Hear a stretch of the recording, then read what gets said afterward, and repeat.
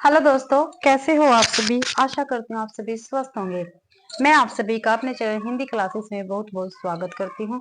तो आप सभी को पता है हमने हिंदी साहित्य की चैप्टर वाइज पीवाईक्यू की सीरीज चला रखी है। उसमें हम आज उपन्यास विधा से क्वेश्चन आंसर करेंगे, ठीक है। और 3 क्लासे रहेंगे उपन्यास विधा से। फिर ये जितने भी काफी महत्वपूर्ण उपन्यास है ये सारे कंप्लीट हो जाएंगे। उसके बाद हम नेक्स्ट करेंगे। तो आज की क्लास का पहला क्वेश्चन रहेगा, देखते हैं। अगर क्लास अच्छी लगती है तो प्लीज क्लास को ज्यादा से ज्यादा शेयर करें, लाइक करें, कमेंट जरूर से जरूर करें। भाई चैनल को भी सब्सक्राइब जरूर से जरूर करें आप।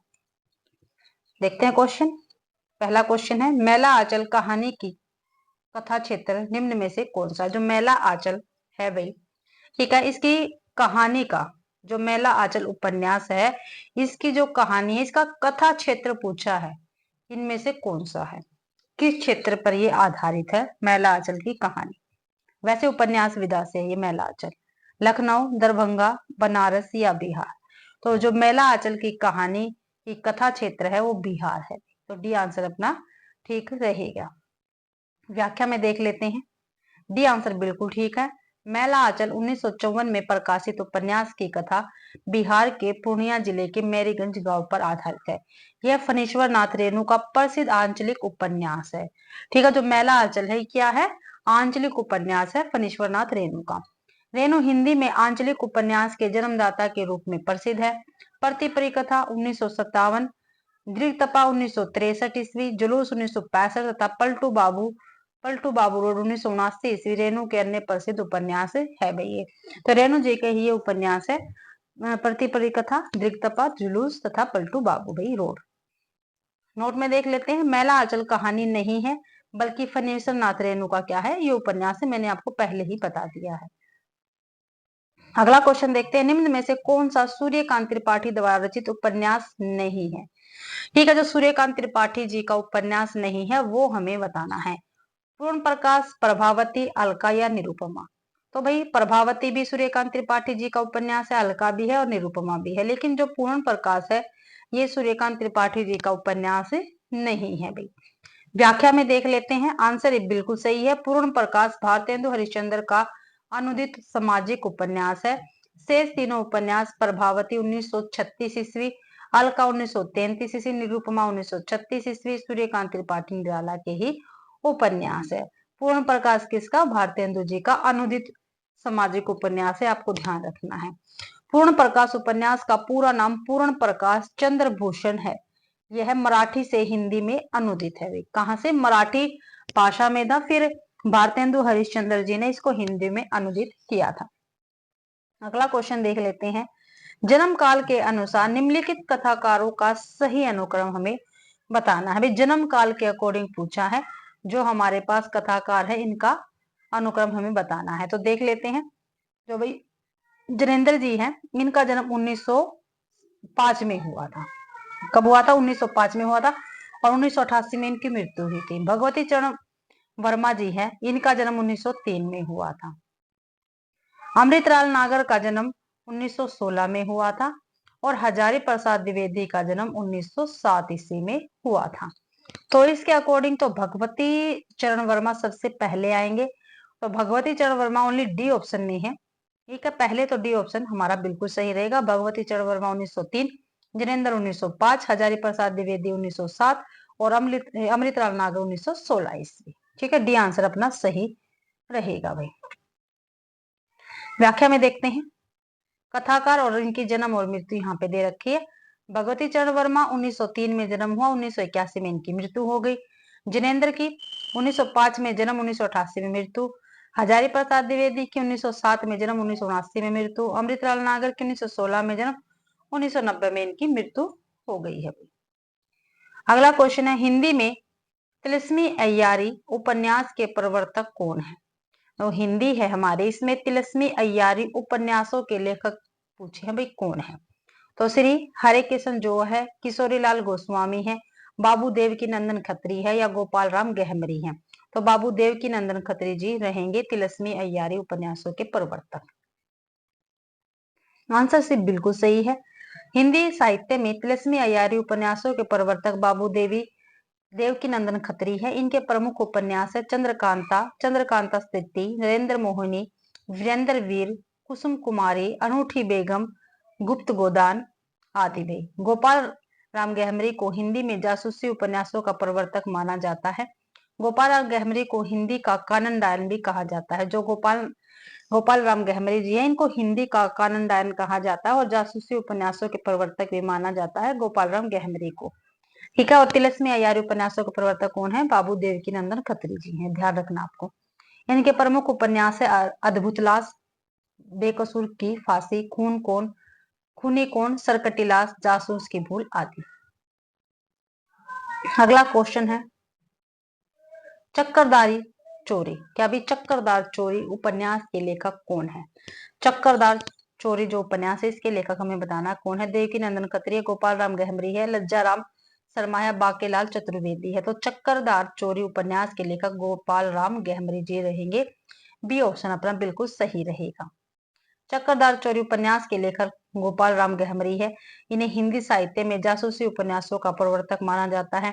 इनके अन्य प्रमुख उपन्यास है अद्भुत लाश, बेकसूर की फांसी, खूनी कौन, जासूस की भूल आदि। देवकी नंदन खत्री हिंदी में तिलिस्मी उपन्यासों के जन्मदाता है। इनके प्रमुख उपन्यास है चंद्रकांता, चंद्रकांता स्थिति, कुसुम कुमारी, काचर की कोठरी, गुप्त गोदान, अनूठी बेगम आदि। लज्जा राम शर्मा ने ध्रुत रसिक लाल, स्वतंत्र रमा, परतंत्र लक्ष्मी, आदर्श दंपति, आदर्श हिंदू जैसे उपन्यास भी लिखे हैं। लज्जा राम शर्मा जी के हैं भी, काफी महत्वपूर्ण उपन्यास है, काफी बार पेपर में पूछे गए हैं भाई। अगला क्वेश्चन है किस्सा और दृष्टि को जोड़ने वाला तत्व उपन्यास में चरित्र सृष्टि है, किसका कथन है? अभी किस्सा और दृष्टि को जोड़ने वाला तत्व उपन्यास में चरित्र सृष्टि है, ये किसका कथन है, ये हमें बताना है। तो महावीर प्रसाद द्विवेदी का है, प्रेमचंद्र जी का, शिव नंदन सहाय का, या रामस्वरूप चतुर्वेदी जी का है? तो ये कथन भाई रामस्वरूप चतुर्वेदी जी का रहेगा। डी आंसर अपना बिल्कुल सही है। आंसर डी बिल्कुल सही है। किस्सा और दृष्टि को जोड़ने वाला तत्व उपन्यास में चरित्र सृष्टि है, यह कथन रामस्वरूप चतुर्वेदी का है। रामस्वरूप चतुर्वेदी ने हिंदी साहित्य और संवेदना का विकास नामक इतिहास ग्रंथ लिखा है। इस ग्रंथ में इन्हें 1996 ईस्वी में व्यास सम्मान भी मिला था। ठीक है। जो हिंदी साहित्य और संवेदना का विकास है, यह इनका इतिहास ग्रंथ है और इस पर इन्होंने 1996 ईस्वी में क्या मिला था? व्यास सम्मान मिला था। ये आपको ध्यान रखना है। अगला क्वेश्चन देखते हैं। उपेंद्रनाथ अश्क का उपन्यास गर्म राख किस सन में प्रकाशित हुआ? जो उपेंद्रनाथ अश्क जी हैं, इनका उपन्यास है गर्म राख। इसमें ये पूछा ये कब प्रकाशित हुआ था? 1954 में, 1952 में, 1940 में, 1938 में। तो ये 1952 में प्रकाशित हुआ था गर्म राख भी। और किसका है? अश्क जी का है ये। आंसर भी बिल्कुल सही है। उपेंद्रनाथ अश्क का उपन्यास गर्म राख 1952 में प्रकाशित हुआ। अश्क जी को मध्य वर्ग का चितेरा उपन्यासकार कहा जाता है, ध्यान रखना है, ये पूछे जाते हैं पेपर में। इनके प्रमुख उपन्यास है सितारों का खेल 1940, गिरती दीवारें 1947, बड़ी बड़ी आंखें 1955 में। आगे देखते हैं। पत्थर अलपत्थर 1957 में, शहर में घूमता आईना 1963 में, बांधो न नाविस ठाव 1974 में, निमिषा 1980 में। देखो ये काफी महत्वपूर्ण है इनके उपन्यास, शहर में घूमता हुआ आईना और बांधो न नाविस ठाव भाई। तो ये अश्क जी के हैं उपन्यास है। यहाँ पे देखते हैं नोट में, गर्म राख उपन्यास का प्रकाशन 1957 है। यह डॉक्टर रामचंद्र तिवारी द्वारा विचलित है। हिंदी का गद्य साहित्य नामक इतिहास में वर्णित है, जो विकल्प में बिल्कुल नहीं है भाई। ठीक है। विकल्प में देखो बी को माना, लेकिन 1957 इसमें बताया गया है। ठीक है। आयोग ने 1952 को माना है, लेकिन 1957 इसका गर्म राख का प्रकाशन वर्ष रहेगा रामचंद्र तिवारी के इतिहास के अकॉर्डिंग। अगला क्वेश्चन है बाजार के बीच बाजार के खिलाफ की लेखिका का नाम क्या है? बाजार के बीच बाजार के खिलाफ लेखिका का क्या नाम है? मैत्री पुष्पा, प्रभा खेतान, नासिरा शर्मा, वृद्धा करात। तो प्रभा खेतान जी रहेगी बाजार के बीच और बाजार के खिलाफ की लेखिका। भी आंसर सही है भाई अपना। भी आंसर बिल्कुल सही रहेगा। बाजार के बीच बाजार के खिलाफ की लेखिका का नाम प्रभा खेतान है। यह लघु उपन्यास विधा की रचना है। प्रभा खेतान ने फ्रांसीसी रचनाकार सिमोन द बाउवा की पुस्तक दी सेकंड सेक्स का अनुवाद स्त्री उपेक्षिका के नाम के कारण काफी चर्चित रही गई। ठीक है। प्रभा केतान द्वारा रचित उपन्यास है आओ पेपे घर चले, तालाबंदी, छिन्नमस्ता, अपने अपने चेहरे, पीले आदि आदि में। ये आपको ध्यान रखना है। और आपको इस क्लास का पीडीएफ जब ये तीनों क्लास कंप्लीट हो जाएगी तब मेरे टेलीग्राम पर आपको मिल जाएगा भाई। अगला क्वेश्चन है आचार्य हजारी प्रसाद द्विवेदी द्वारा लिखित उपन्यास है तो कौन सा है? निर्वासिता है, पुनर्वा, बुधवा की बेटी या निरुपमा? तो पुनर्वा जो है ये हजारी प्रसाद द्विवेदी जी का उपन्यास रहे। बी आंसर सही है। आचार्य हजारी प्रसाद द्विवेदी द्वारा लिखित उपन्यास बाण भट्ट की आत्मकथा, चारुचंद्र लेख पुनर्वा अनाम दास का पोथा है, जबकि निर्वासिता अनूपलाल मंडल द्वारा निरुपमा, निराला द्वारा तथा बधवा की बेटी उगर द्वारा रचित उपन्यास है भाई। ठीक है। जो निरुपमा है ये किसका है? निराला जी का है। निर्वासित किसका है? अनूपलाल मंडेला का है। और बधवा की बेटी किसका है? उगर जी का उपन्यास रहेगा। अगला क्वेश्चन है पंडित सरदाराम फिल्लोरी के उपन्यास भागवती का रचनाकाल क्या है? ठीक है। जो पंडित सरदाराम फिल्लोरी है इनका उपन्यास है भाग्यवती, तो इसका रचनाकाल बताना है क्या है? 86 है, 1886, 1892 है, 1877 है या 1900 ईस्वी है? तो 1877 इसका उपन्यास का भाग्यवती का रचनाकार रहेगा भाई। आंसर से बिल्कुल ठीक है। पंडित सरदाराम फिल्लोरी के उपन्यास भाग्यवती का रचनाकाल 1877 ईस्वी है। फिल्लोरी सनातन धर्म के प्रचारक, ज्योतिषी, स्वतंत्रता संग्राम सेनानी, संगीतज्ञ तथा हिंदी और पंजाबी के प्रसिद्ध साहित्यकार थे। इनके द्वारा रचित आरती ओम जय जगदीश हरे बहुत ही लोकप्रिय हुई। फिल्लोरी जी द्वारा रचित अन्य कृतियां हैं सत्यामृत प्रवाह, सत्योपदेश, तत्व दीपक आदि में। अगला क्वेश्चन है झूठा सच के दूसरे भाग का शीर्षक है। जो झूठा सच है इसके दो भाग है, तो इसमें पूछा है दूसरे भाग का क्या शीर्षक है? वतन और देश है, देश का भविष्य, देश का वर्तमान है, देश की स्थिति है। तो दूसरे भाग का शीर्षक है देश का भविष्य। बी आंसर अपना सही है। व्याख्या में देख लेते हैं। झूठा सच उपन्यास के लेखक यशपाल जी है। यह उपन्यास दो भागों में है। पहले भाग का शीर्षक है वतन और देश जो 1958 में प्रकाशित हुआ था, तो दूसरे भाग का शीर्षक है देश का भविष्य जो 1960 ईस्वी में प्रकाशित हुआ था। यशपाल द्वारा रचित अन्य औपन्यासिक कृतियां हैं दादा कॉमरेड 1941 ईस्वी, देशद्रोही 1943, दिव्या 1945, पार्टी कॉमरेड 1946 ईस्वी, मनुष्य के रूप 1949 ईस्वी, अमिता 1956 ईस्वी, अप्सरा का शाप 1965 ईस्वी, तेरी मेरी उसके बाद 1974 ईस्वी आदि में। अगला क्वेश्चन है, आगे देखते हैं। फणीश्वरनाथ रेणुकृत आंचलिक उपन्यास है। स्टार्टिंग में ही हमने देखा था आंचलिक उपन्यास मृगनयनी, शेखर एक जीवनी, गोदान या मेला आंचल। तो मेला आंचल फणीश्वरनाथ रेणु का आंचलिक उपन्यास है। डी आंसर अपना बिल्कुल सही रहेगा। फणीश्वरनाथ रेणुकृत आंचलिक उपन्यास मेला आंचल 1954 में प्रकाशित है।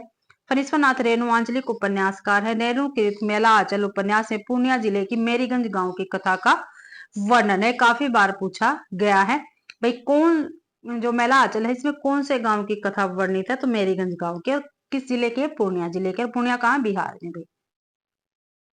आगे देखते हैं। फणीश्वरनाथ रेणु के प्रमुख उपन्यास निम्न है। मेला आंचल, प्रतिपरी कथा, दीर्घतपा जुलूस, कितने चौराहे, पलटू बाबू रोड, राम रतन राय। ये अपूर्ण है भाई, ये पूरा नहीं है इनका उपन्यास राम रतन राय। फणीश्वरनाथ रेणु अपना साहित्यिक गुरु बंगला उपन्यासकार सतीनाथ भादुड़ी को मानते थे। ये ध्यान रखना, पूछा गया है पहले भी। फणीश्वरनाथ रेणु हिंदी में आंचलिक उपन्यास के जन्मदाता के रूप में प्रसिद्ध है।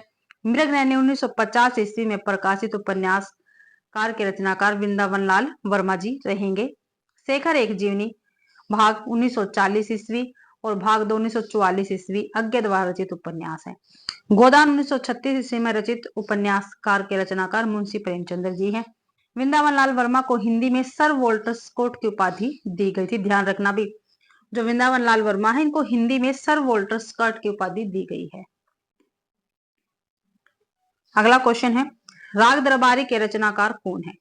जो राग दरबारी है इसके रचनाकार हमें बताना है कौन है। तो जनेन्द्र है, श्रीलाल शुक्ल है, मोहन राकेश है, कमलेश्वर है।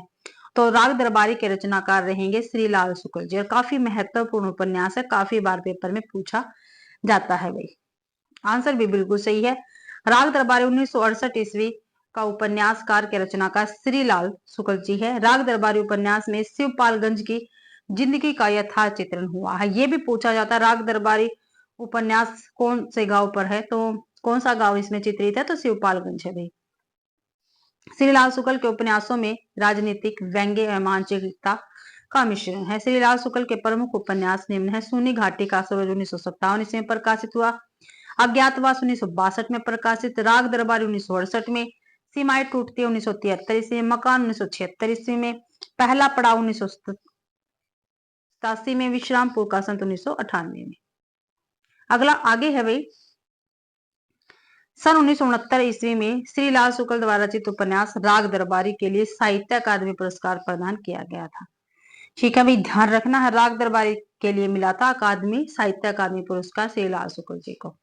श्रीलाल शुक्ल और अमरकांत को संयुक्त रूप से सन 2011 ईस्वी में ज्ञानपीठ पुरस्कार भी मिला है। भी ध्यान रखना, श्रीलाल शुक्ल को और अमरकांत जी को 2011 में ज्ञानपीठ पुरस्कार मिला है।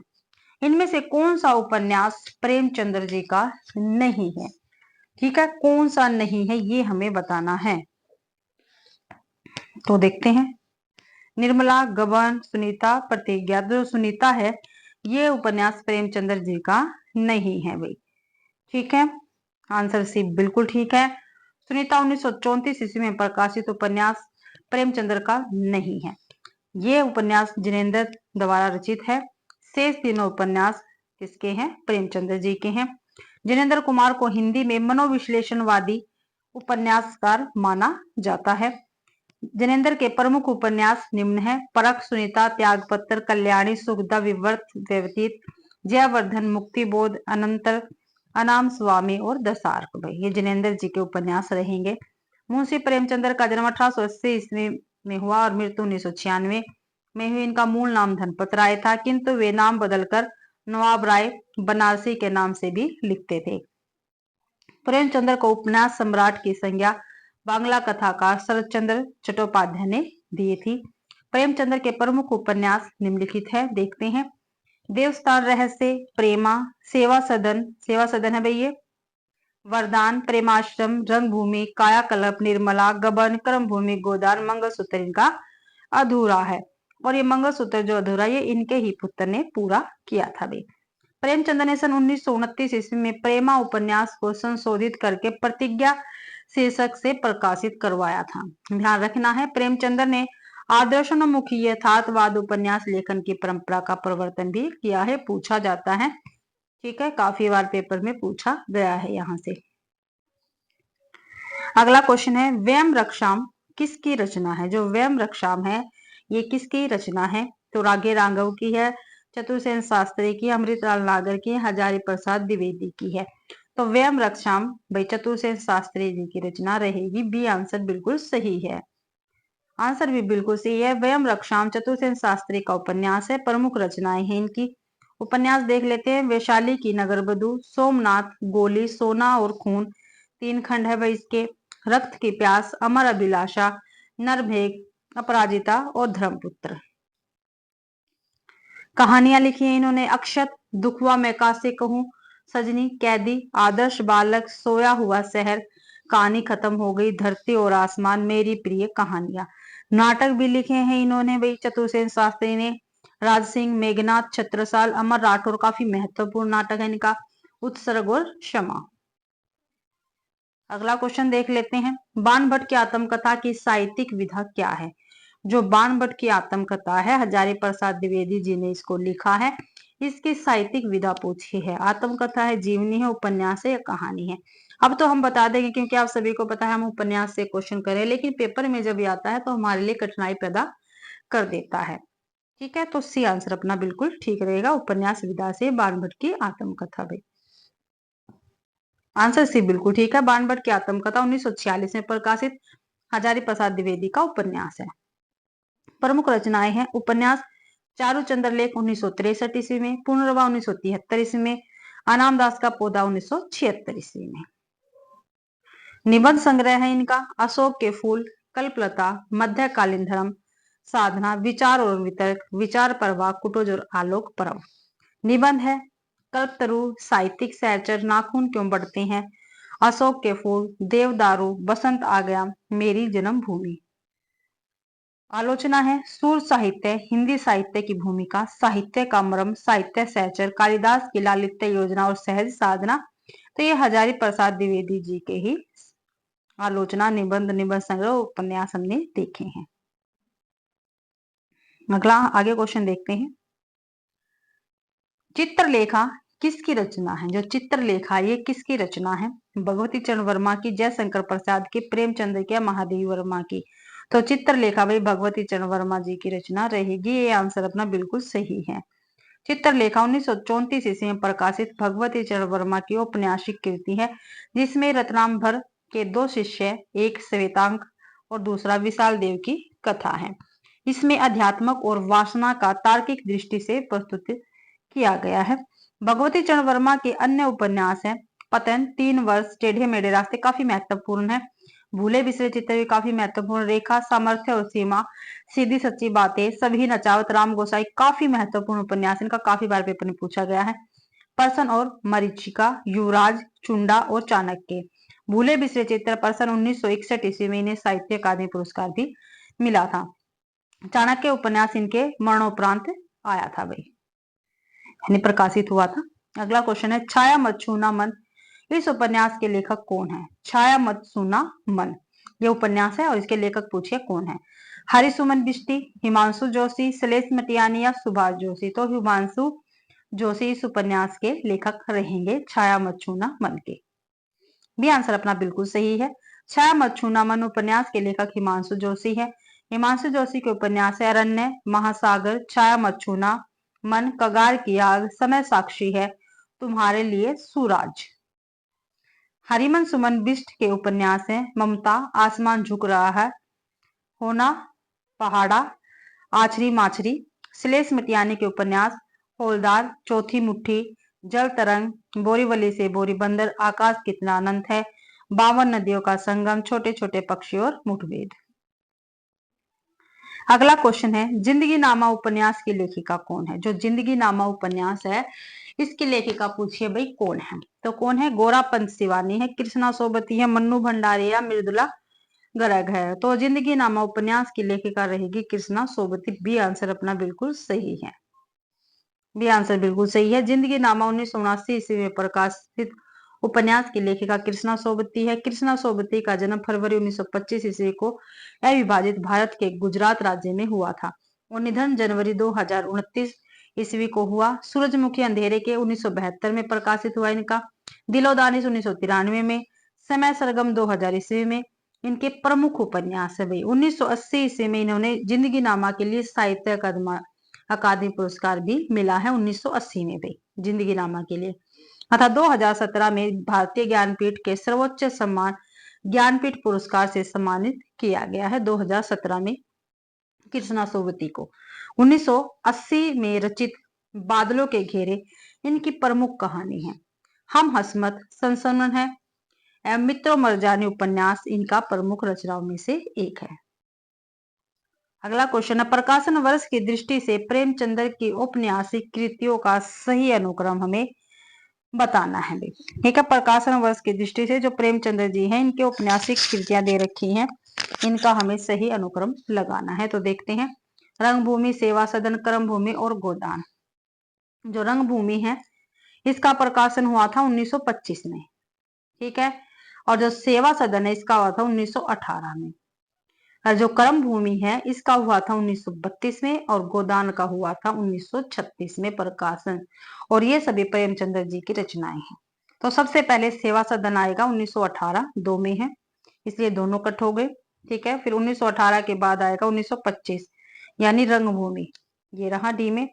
फिर 1932 में कर्म भूमि, लास्ट में है गोदान। तो डी आंसर अपना सही रहेगा। आगे देख लेते हैं भाई, आंसर डी बिल्कुल सही है। प्रेमचंद्र के उपन्यासों का क्रम है सेवा सदन 1918, रंगभूमि 1925, कर्म भूमि 1932, गोदान 1936 और जो मंगलसूत्र है ये 1948 में प्रकाशित है, लेकिन ये अपूर्ण है इनका भी। और काफी बार पूछा जाता है मंगलसूत्र जो अधूरा उपन्यास है किसका है? तो प्रेमचंद्र जी का। और ऐसे ही पूछ लिया जाता है प्रेमचंद्र जी का अधूरा उपन्यास कौन सा है? तो मंगलसूत्र है। रंगभूमि का कथानायक सूरदास नामक अंधा व्यक्ति है। कर्मभूमि अछूत समस्या, हिंदू मुस्लिम एकता तथा किसान के लगान समस्या को उजागर करने वाला उपन्यास है भाई। गोदान प्रेमचंद्र का अंतिम पूर्ण उपन्यास है जो किसान जीवन पर आधारित है। मंगलसूत्र प्रेमचंद्र का अंतिम एवं अपूर्ण उपन्यास है जिसे उनके पुत्र अमृत राय ने ही पूरा किया है। अगला क्वेश्चन है, कौन सा कथन सही नहीं है? जो सही नहीं है वो हमें बताना है। बाण भट्ट की आत्मकथा पूर्णतः कल्पना आश्रित उपन्यास है। देखते हैं आगे। चारु चंद्रलेख में गहवार नरेश जयचंद की पराजय के बाद का समय चित्रित है। बिल्कुल सही है ये तो। पूर्णवा में समुद्र गुप्त के समय को उपन्यास का विषय दिया बनाया गया। बिल्कुल सही है। अनाम दास का पोथा उपनिषद काल का काल्पनिक वर्णन करता है। ये भी बिल्कुल सही है। तो इसमें गलत पूछा था तो गलत ए है भाई। जो बाण भट्ट की आत्मकथा ये पूर्णतः कल्पना आश्रित उपन्यास है। ये क्या है? गलत है। और इसमें गलत ही पूछा था तो इसलिए ए ऑप्शन अपना सही रहेगा। व्याख्या में देख लेते हैं। आंसर है बिल्कुल ठीक है। बाण भट्ट की आत्मकथा पूर्णतः कल्पना आश्रित उपन्यास नहीं है। बाण भट्ट की आत्मकथा आचार्य हजारी प्रसाद द्विवेदी कृत उपन्यास है। इसका प्रथम प्रकाशन 1946 ईस्वी में किया गया। इस उपन्यास में प्राचीन कवि बाण भट्ट के बिखरे जीवन सूत्रों को कलात्मकता के साथ दिखाया गया है। बाण भट्ट की आत्मकथा हर्षकालीन सभ्यता एवं संस्कृति का जीवंत दस्तावेज है। ये काफी बार पूछा गया है भाई। ठीक है। हजारी प्रसाद द्विवेदी के प्रमुख उपन्यास है। ये 4 ही प्रमुख उपन्यास है जो अक्सर पेपर में पूछे जाते हैं। बाण भट्ट की आत्मकथा, चारु चंद्रलेख, पुनर्वा और अनाम दास का पोथा। बाण भट्ट की आत्मकथा का प्रकाशन 1946 में हुआ। चारु चंद्रलेख का 1963 में और पुनर्वा का 1973 में, अनाम दास का पोथा का 1976 में। इनमें से कौन सा कथन सही नहीं है? जो सही नहीं है वो हमें बताना है। जो सही नहीं है भाई। पहला गिरमिटिया में गांधी जी द्वारा दक्षिण अफ्रीका में चलाए गए सत्याग्रह आंदोलन का चित्रण है। बिल्कुल सही है। बिल्कुल है भाई। खंजन नयन अमृतलाल नागर में सूरदास का जीवन वृत्त चित्रित है। बिल्कुल है। अपने अपने अजनबी की मुख्य समस्या स्वतंत्रता के वर्णन की है। बिल्कुल सही है। अर्धनारीश्वर विष्णु प्रभाकर में स्त्रियों का महिमा मंडन किया गया है। ये क्या है? गलत है भाई। बिल्कुल गलत है। तो इसमें गलत पूछा था तो हमारा डी आंसर गलत है। यानी क्वेश्चन में हमारा जो गलत है वही क्या है? सही है। ठीक है। डी आंसर अपना सही रहेगा। व्याख्या में देख लेते हैं भाई। आंसर डी सही है। अर्धनारीश्वर विष्णु प्रभाकर में स्त्रियों का महिमा मंडन किया गया है। यह कथन सही नहीं है। अर्धनारीश्वर विष्णु प्रभाकर का चर्चित उपन्यास है जो नर और नारी के सूर और सवर मिलन की प्राप्ति का प्रयास है।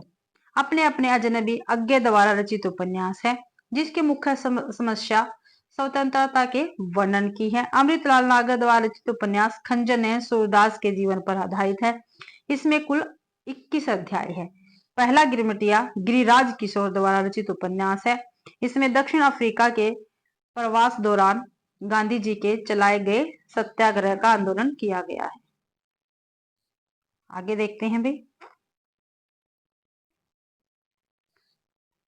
Post box number 203 Nala Sopara किसकी रचना? काफी महत्वपूर्ण रचना है भाई। काफी बार पेपर में पूछी गई है। Post box number 203 Nala Sopara किसकी रचना है? अलका सरावगी की, मैत्री पुष्पा की, प्रभा केतान की, चित्रा मुर्गल की। तो भाई चित्रा मुर्गल जी की ये रचना रहेगी। आंसर डी सही है। Post box number 203 Nala Sopara Chitra मुर्गल की रचना है। इसके लिए उन्हें 5 सितंबर 2018 को साहित्य अकादमी पुरस्कार से भी सम्मानित किया गया था। चित्रा मुद्गल के अन्य उपन्यास हैं आवा 2000 ईस्वी में प्रकाशित, लपटे 2000 में, पेंटिंग अकेली है 2014 में, post box number 203 Nala Sopara 2016 में प्रकाशित उपन्यास है। प्रभा खेतान के उपन्यास देख लेते हैं। तालाबंदी 1991, छिन्नमस्ता 1993, अपने अपने चेहरे 1994, पीली आंधी 1996। मैत्री पुष्पा के अन्य उपन्यास है स्मृति दंश 1990 में, बेतवा बहती रही काफी महत्वपूर्ण है 1993, इदनम 1994, चाक भी काफी महत्वपूर्ण 1994, झूला नट 1999।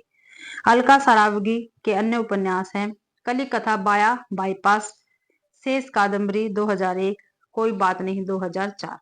ये काफी महत्वपूर्ण उपन्यास है भाई, तो आपको ये याद रखना है। औपन्यासिक कृतियों को रचनाकार के साथ हमें क्या करना है, मिलान करना है भाई। तो करते हैं, देखते हैं।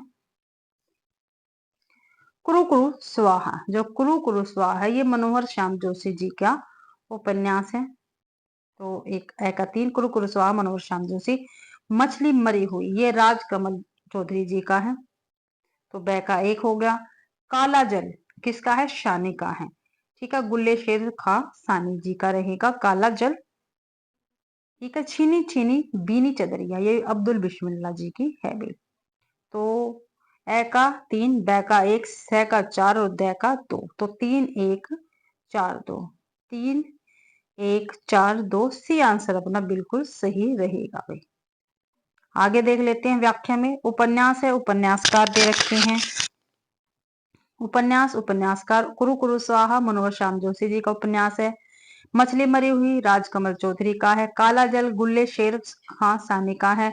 छीनी छीनी बीनी चदरिया अब्दुल बिस्मिल्लाह खां जी की रहेगी। अगला क्वेश्चन, आचार्य शुक्ल के अनुसार अंग्रेजी ढंग का हिंदी का पहला औपन्यासिक उपन्यास कौन सा है। ठीक है भाई, अंग्रेजी ढंग का। ठीक है, आचार्य शुक्ल जी के अनुसार अंग्रेजी ढंग का काफी बार पेपर में पूछा गया है। तो भाग्यवती, परीक्षा गुरु, नूतन ब्रह्मचारी या निसहाय हिंदू। तो परीक्षा गुरु अंग्रेजी ढंग का हिंदी का पहला मौलिक उपन्यास है भाई। व्याख्या में देख लेंगे। बी आंसर बिल्कुल सही है। लाला श्रीनिवास द्वारा कृत परीक्षा गुरु 1882 ईस्वी को रामचंद्र शुक्ल ने हिंदी में अंग्रेजी ढंग का पहला मौलिक उपन्यास माना है। उपन्यास और उपन्यासकार भाग्यवती श्रद्धाराम फिल्लोरी जी का है। नूतन ब्रह्मचारी बालकृष्ण भट्ट का है। निसहाय हिंदू राधा कृष्ण दास जी का उपन्यास रहेगा। और परीक्षा गुरु किसका है, लाला श्रीनिवास दास जी का है ये उपन्यास। अगला क्वेश्चन है, शेखर एक जीवनी के शेखर का चरित्र मूलतः किस प्रकार का है। जो शेखर एक जीवनी उपन्यास है, इसमें जो शेखर है, इसका पात्र है शेखर, शेखर एक जीवनी उपन्यास का उसका चरित्र पूछा है कैसा है। तो कैसा है, व्यंग्यात्मक है, शांत है, प्रकृति प्रेमी है या विद्रोही है। तो भाई विद्रोही चरित्र का है भाई शेखर, शेखर एक जीवनी में। तो भाई आंसर डी बिल्कुल सही है। शेखर एक जीवनी के शेखर का चरित्र मूलतः विद्रोही प्रकार का है। शेखर एक जीवनी सच्चिदानंद हीरानंद वात्स्यायन अज्ञे का मनोविश्लेषणात्मक उपन्यास है। कैसा है भाई शेखर एक जीवनी उपन्यास, मनोविश्लेषणात्मक उपन्यास है। मनोविश्लेषणात्मक उपन्यास है, ध्यान रखना। इसके 2 भाग है। प्रथम भाग का प्रकाशन 1940 में हुआ, दूसरे भाग का प्रकाशन 1944 में हुआ। इसमें अज्ञे ने बाल मन पर पड़ने वाले काम, अहम और भय के प्रभाव तथा उसकी प्रकृति पर मनोवैज्ञानिक ढंग से विचार किया है। अन्य प्रमुख कृतियां देख लेते हैं। कहानी संग्रह इनका विपतगा, परंपरा, कोठरी की बात और जयदुल काफी महत्वपूर्ण है भैया अज्ञे जी के। उपन्यास है नदी के द्वीप 1951 में प्रकाशित है। अपने अपने अजनबी 1961 में प्रकाशित है। यात्रा वृत्तांत है अज्ञे जी का अरे यायावर याद रहेगा और एक बूंद सहसा उछली। अगला क्वेश्चन है, मेला आंचल उपन्यास में कहाँ का चित्रण है। आ गया ना भाई, कहाँ का चित्रण किया गया है, बांदा का, मेरीगंज का, बरेली का या हरदोई का। तो मेरीगंज का चित्रण हुआ है मेला आंचल में। बी आंसर अपना बिल्कुल सही रहेगा। मेला आंचल 1954 में प्रकाशित हिंदी का पहला आंचलिक उपन्यास है। इसमें बिहार के पूर्णिया जिले के मेरीगंज गांव का चित्रण किया गया है। मेला आंचल के प्रमुख पात्र है डॉक्टर प्रशांत, कमली, कालीचरण, तहसीलदार विश्वनाथ प्रसाद, बालदे तथा बामन दास बे। रेणु जी के अन्य उपन्यास है प्रति परिकथा 1957, दीर्घ तपा 1963 ईस्वी, जुलूस 1965, कितने चौराहे 1966, पलटू बाबू रोड 1979, राम रतन राय 1971 और ये अधूरा है भाई। राम रतन राय इनका पूर्ण उपन्यास है। रेणु अपना साहित्यिक गुरु बंगला उपन्यासकार सतीनाथ भादुड़ी को मानते हैं। अगला क्वेश्चन है, निम्न उपन्यासों में से कौन सा उपन्यास फणीश्वर नाथ रेणु का नहीं है। नहीं है पूछा है। गंड कुठार, गढ़ कुठार, प्रति परिकथा, जुलूस और मेलाचल। तो जो गढ़ कुठार है ये फणीश्वर नाथ रेणु जी का उपन्यास नहीं है। प्रति परिकथा भी है, जुलूस भी और मेलाचल भी है। तो ये आंसर अपना सही रहेगा। आगे देखते हैं भाई। आंसर एक बिल्कुल सही है। गढ़ कुठार उपन्यास फणीश्वरनाथ रेणु का उपन्यास नहीं है, बल्कि गढ़ कुठार वृंदावन वर्मा का है भी उपन्यास। जबकि प्रति परिकथा जुलूस मेला आचर रेणु के उपन्यास है। रेणु के उपन्यासों में दीर्घ तपा, कितने चौराहे, पलटू बाबू रोड, राम रतन राय है। रेणु हिंदी में आंचलिक उपन्यास के जन्मदाता के रूप में प्रसिद्ध है। अज्ञा ने रेणु के उपन्यासों में एक अखंड मानवीय विश्वास की चिंगारी सुलगती देखी है भाई। अगला क्वेश्चन है, मनोहर श्याम जोशी का उपन्यास है। जो मनोहर श्याम जोशी, इनका उपन्यास कौन सा है? कसब, दिल्ली दूर है, मुझे चांद चाहिए, या कितने, पाकिस्तान। मनोहर श्याम जोशी जी का उपन्यास है कसब। ये आंसर बिल्कुल सही है। आंसर ये बिल्कुल सही है। मनोहर श्याम जोशी का उपन्यास कसब 1982 ईस्वी में प्रकाशित है। मनोहर श्याम जोशी का अन्य उपन्यास है कुरु कुरु स्वाहा 1980 ईस्वी, हरिया हरिकुलज की हैरानी 1994 ईस्वी, हमजाद 1996 ईस्वी, टाटा प्रोफेसर 2001, कयाप 2001 ईस्वी, कौन हूं मैं 2006 ईस्वी आदि। 2005 में मनोहर श्याम जोशी को उपन्यास कयाप पर साहित्य अकादमी पुरस्कार भी मिला था। दिल्ली दूर है 1993 ईस्वी शिव प्रसाद सिंह का उपन्यास है। ध्यान रखना, दिल्ली दूर है किसका है? शिव प्रसाद सिंह जी का उपन्यास है, 1993 में प्रकाशित है। मुझे चांद चाहिए सुरेंद्र वर्मा का उपन्यास और काफी महत्वपूर्ण उपन्यास है, 1993 में प्रकाशित हुआ, जिस पर साहित्य अकादमी तथा व्यास सम्मान दोनों प्राप्त है। आगे है कितने पाकिस्तान 2000 ईस्वी में प्रकाशित कमलेश्वर का उपन्यास और काफी महत्वपूर्ण है। इस पे कमलेश्वर को 2003 में साहित्य अकादमी पुरस्कार मिला था भाई। अगला क्वेश्चन है, अयोध्या सिंह उपाध्याय हरिओत द्वारा रचित ठेठ हिंदी का ठाठ किस विधा की रचना है? तो काव्य है, नाटक है, उपन्यास है, या अनुवाद है? तो ये उपन्यास विधा की रचना है ठेठ हिंदी का ठाठ। सी आंसर अपना बिल्कुल सही है। अयोध्या सिंह उपाध्याय हरिओत द्वारा रचित ठेठ हिंदी का ठाठ उपन्यास विधा की रचना है। ठेठ हिंदी का ठाठ 1899 में प्रकाशित हुआ। हरिओत जी के अन्य उपन्यास है अधखिला फूल 1907 ईस्वी में। ठेठ हिंदी का ठाठ उपन्यास मुहावरों की पाठ्य पुस्तक कहा जाता है। जो ठेठ हिंदी का ठाठ उपन्यास है, इसको मुहावरों की पुस्तक भी कहा जाता है, ध्यान रखना है। हरिओत जी द्विवेदी युग के कवि हैं। इनका जन्म 1865 ईस्वी में तथा मृत्यु 1947 ईस्वी में हुए। गणपति चंद्रगुप्त ने हरिओत जी को आधुनिक काल का सूरदास कहा। ये भी काफी महत्वपूर्ण है भाई। ठीक है, पूछा जाता है किसको आधुनिक काल का सूरदास कहा जाता है, तो हरिओत जी को कहा जाता है। और किसने कहा है? गणपति चंद्रगुप्त ने कहा है। हरिओत द्वारा रचित प्रिय प्रवास को हिंदी खड़ी बोली का प्रथम महाकाव्य माना जाता है। प्रिय प्रवास का पहले नाम क्या था? ब्रजांगना विलाप था। यह संपूर्ण काव्य संस्कृत के वर्णवृत्तों पर आधारित है, ध्यान रखना है। जो प्रिय प्रवास है, यह संपूर्ण काव्य क्या है? संस्कृति के वर्णवृत्तों पर आधारित है भाई, तो ये ध्यान रखना है। तो इसी के साथ भाई आज की अपनी क्लास कंप्लीट होती है। आशा करती हूँ भैया आप सभी को क्लास पसंद आई होगी। अगर आप सभी को क्लास पसंद आती है तो प्लीज वीडियो को ज्यादा से ज्यादा शेयर करें, लाइक करें और कमेंट करना बिल्कुल भी ना भूलें। और चैनल को भी जरूर सब्सक्राइब करें भी, ठीक है। और आपको टेलीग्राम चैनल पर PDF मिल जाएगी। आप सभी का मेरी क्लास देखने के लिए बहुत बहुत धन्यवाद।